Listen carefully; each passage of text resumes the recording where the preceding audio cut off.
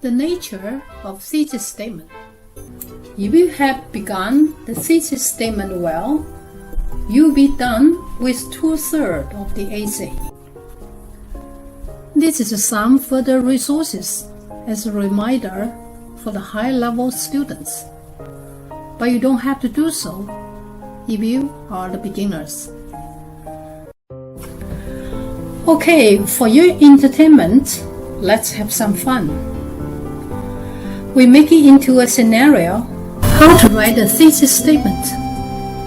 The nouns for the subject should not be just anything of names for people or object matters. To choose the words for the subject of thesis statement, we have more examples and tips here. The formula here is the objects of the thesis statement. The next diagram shows different names.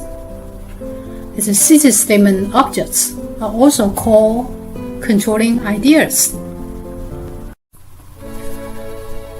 Good supporting functions. Now we have summary for topic sentence. You will write great topic sentences for body paragraphs.